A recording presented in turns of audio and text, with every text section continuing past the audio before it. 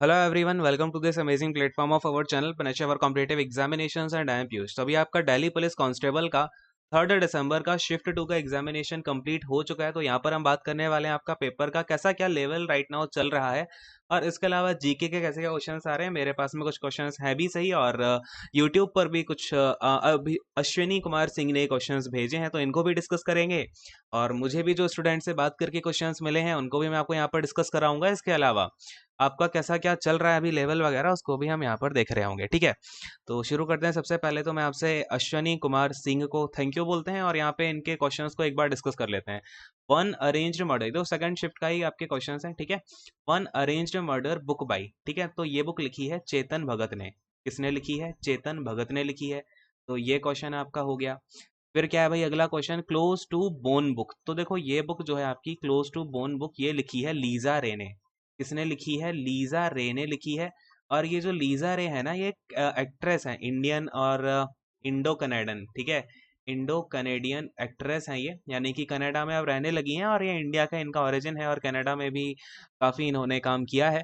तो Indo Canadian ये actress है, इन्होंने एक बुक लिखी है अपनी क्लोज टू बोन, और ये एक बुक नहीं है बेसिकली, ये एक टाइप का मेमोयर है, यानी कि इनकी जो भी एक्सपीरियंसेस रहे, इन्होंने जो भी इनकी यादें हैं उनको इस बुक में लिखा हुआ है। ठीक है, तो अगला क्वेश्चन क्या है भाई, नरसिंह वर्मन फर्स्ट। अच्छा, नरसिंह वर्मन फर्स्ट की देखो यहाँ पर डायनास्टी पूछ ली है, तो बड़ा ही अच्छा क्वेश्चन है। इसके ऊपर तो 2-3 क्वेश्चन आपके आगे आने वाले पेपर में भी पूछे जाएंगे। सबसे पहली बात, इनकी डायनास्टी कौन सी थी? तो पल्लव डायनास्टी से बिलोंग करते हैं, करते थे, है ना। कौन सी डायनास्टी से? पल्लव डायनास्टी से। अब यहाँ पर आपके 2-3 क्वेश्चन यहाँ से और इंपॉर्टेंट बनते हैं, जो कि मैं आपको यहाँ पर बता देता हूँ, है ना। तो सबसे पहली बात तो, इनका रीन कब से कब तक रहा, यानी कि इन्होंने राज्य कब से कब तक किया।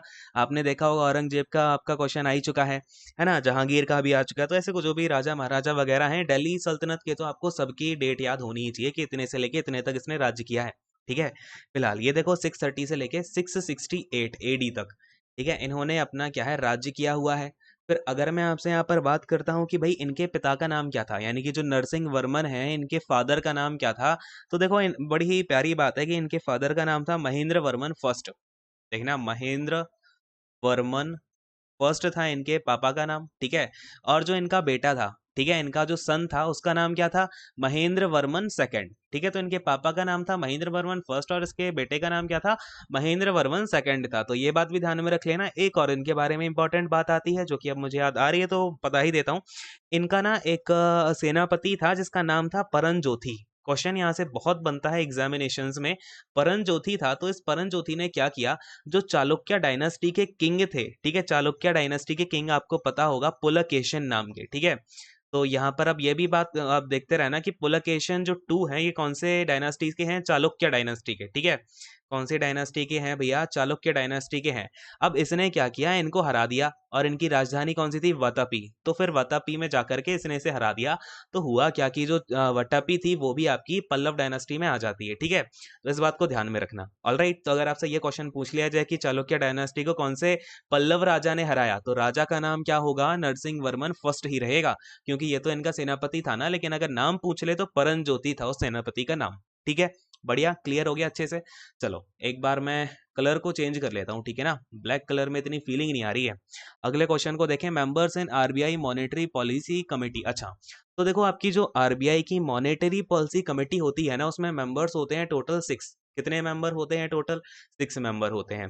अब ये 6 मेंबर में आपको ये चीज भी ध्यान में रखनी है कि ये 3-3 मेंबर में डिवाइडेड होता है। 3 मेंबर तो होते हैं आपकी रिजर्व बैंक ऑफ इंडिया यानी कि आरबीआई के, और जो 3 मेंबर होते हैं ये होते हैं एक्सटर्नल, यानी कि आरबीआई के नहीं होते ये, और आपके एक्सटर्नल होते हैं, यानी कि कोई आपका आईएफएस ऑफिसर हो गया फाइनेंस मिनिस्ट्री का। ठीक है, तो ऐसे अलग अलग जिनको जानकारी होती है अच्छे से मॉनेटरी पॉलिसीज के बारे में, वो लोग होते हैं प्रोफेसर वगैरह। और इसमें 3 मेंबर होते हैं आरबीआई के। टोटल कितने मेंबर? 6 मेंबर। ठीक है, अच्छा, अब देखो 3 से 4 क्वेश्चन आपके सेंसस से आए हैं। सेंसस से कॉन्टिन्यूसली क्वेश्चंस बने रहे हैं, तो बहुत अच्छे से आप सेंसस को करके जाना। ठीक है, ये बात हो गई। सेंसस कौन सा वाला भाई? 2011 वाला। अगला होगा आपका 2021 में, तो फिर वो बाद में देखेंगे। Lactometer is based on which principle. अब देखो लेक्टोमीटर यानी कि जो आपका दूध का दूध पानी का पानी करता है ना, वो आपका कौन से प्रिंसिपल पर बेस्ड होता है? आर्कीमिडस प्रिंसिपल पे। किसके प्रिंसिपल पर बेस्ड होता है? आर्कीमिडस प्रिंसिपल। ठीक है, आर्कीमिडस प्रिंसिपल पर ये आपका बेस्ड होता है। अभी अपोस्ट्रोफी के बाद मैंने एक एस क्यों नहीं लगाया, क्योंकि इंग्लिश ग्रामर में ये गलत हो जाता है, ठीक है। तो आर्किमिडीज प्रिंसिपल के ऊपर ये आपका बेस है, और अगर पूछ लिया जाए कि कौन सा फिनोमेना इसमें काम करता है, तो स्पेसिफिक ग्रेविटी का फिनोमेना काम करता है भैया। लेवल काफी अच्छा चल रहा है आपके जीके का, तो ये चीजें आपको अब पता होनी चाहिए, ठीक है। किस पे काम करता है, स्पेसिफिक ग्रेविटी पर काम करता है। ऑलराइट। और अब क्या है अभी, देखो एक क्वेश्चन आपका फ्लोर और सीलिंग पे आया है, और फिर एक क्वेश्चन वर्ज और सेंटर पे आया है, ठीक है। तो बहुत बढ़िया, थैंक यू अश्विनी कुमार सिंह, आपने जो क्वेश्चन शेयर करे हैं, काफी ज्यादा क्वेश्चंस कर दिए भाई, 8-8 क्वेश्चन याद है आपको। चलिए खैर, अब हम बात करेंगे और जो क्वेश्चंस मेरे पास में हैं, एक आधा मैथ के क्वेश्चंस भी हम यहाँ पे देख लेते हैं, ठीक है। मैथ के 2 क्वेश्चन है मेरे पास में, तो मैं बताता हूँ आपको। अच्छा, एक ये क्वेश्चन में ना मुझे डिजिट्स नहीं मिली हैं, क्वेश्चन का फॉर्म बताता हूँ। क्या था आपका, एक कोन आपको गिवन थी, इस कोन का आपको वॉल्यूम गिवन था, ठीक है। वॉल्यूम गिवन था और आपको बेस एरिया गिवन था। क्या गिवन था इसका, आपको बेस एरिया गिवन था। पूछ क्या रहा था आपसे, यहाँ पे हाइट पूछ रहा था, इस कोन की हाइट क्या होगी, फाइंड हाइट, ठीक है। तो ये क्वेश्चन हो गया आपका। तो देखो इस क्वेश्चन में कोई दिक्कत नहीं है वैसे।